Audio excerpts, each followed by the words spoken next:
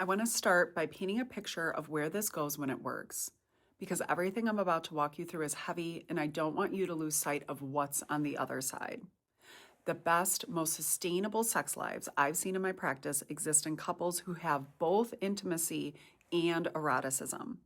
Intimacy is closeness, warmth, safety, feeling emotionally accompanied by your partner, being relationally connected mentally. Eroticism is freshness, novelty, adventure, exploration. And most couples who are struggling trying to fix things are trying to add erotic stuff, a toy, lingerie, a new position, a trip. But without the intimacy infrastructure underneath, the erotic stuff doesn't land, or it feels hollow or performative or like another failed attempt. And what I help people build is the intimacy side. Because when you are truly connected to yourself and you feel emotionally safe with your partner, the erotic side flourishes naturally. All the fun, adventurous, taboo things that once felt off limits become available because both of you feel open and safe enough and you're ready to explore together. A flexible, varied, intimate, safe, close sexual relationship is right on the other side of this work, and that's where we're heading. Now, let me tell you what I see on the other side of my office door when a man walks in and says, "We have a dead bedroom." Most couples stop trying. They move into what I call deal mode. Managing logistics, dividing responsibilities, coexisting in the same house with the same routines. They're dealing with each other rather than trying to understand each other. And the longer they stay in deal mode, the more invisible they both become. Visibility means something specific. It means your partner is actively curious about who you are right now, not who you were when they met you, not the version of you they've decided you are. It means someone is paying attention to the parts of you that are changing, evolving, growing. It means someone looks at you and still wonders.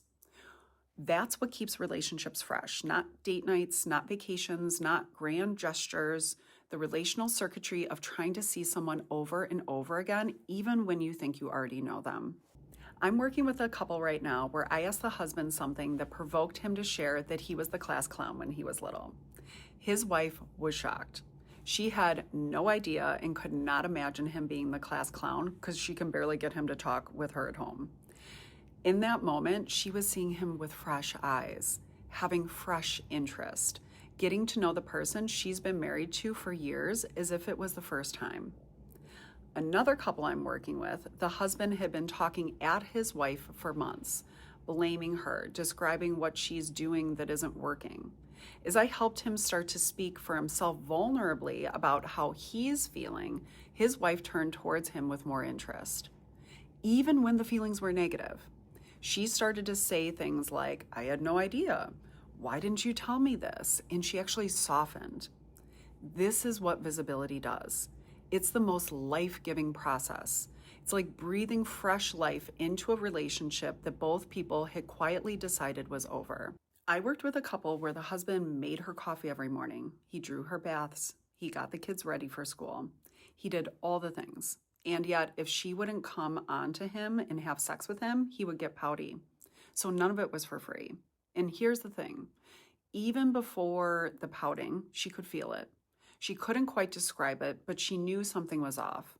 She actually thought something was wrong with her. He's doing all these things. Why can't I just be more open and available towards him? When I told this couple what was happening, the husband got very defensive.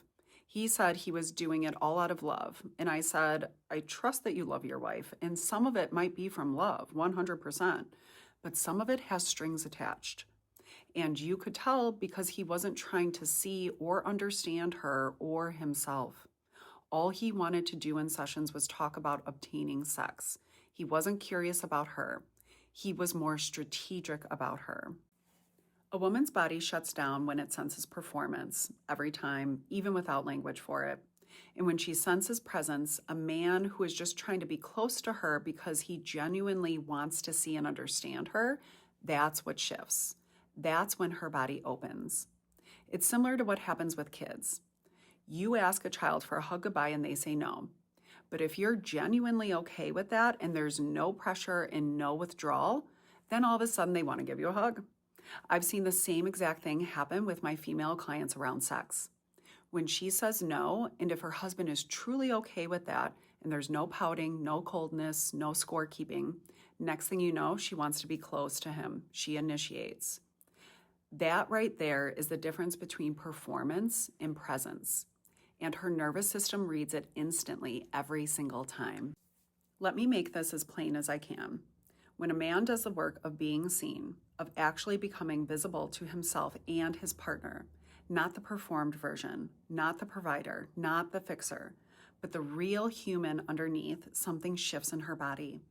Not because he did something for her, but because he became someone she can actually feel. He became visible. She feels safe. And desire becomes possible. That's the sequence. It's not a technique. It's not a hack. It's a fundamental rewiring of how two people exist together. And when it happens, sex doesn't just come back. It comes back as something neither of them have even experienced before. Because for the first time, two whole people are actually meeting in that space, not performing, not strategizing, not obtaining, meeting. That's what your dead bedroom is actually asking for. Not more sex, more you.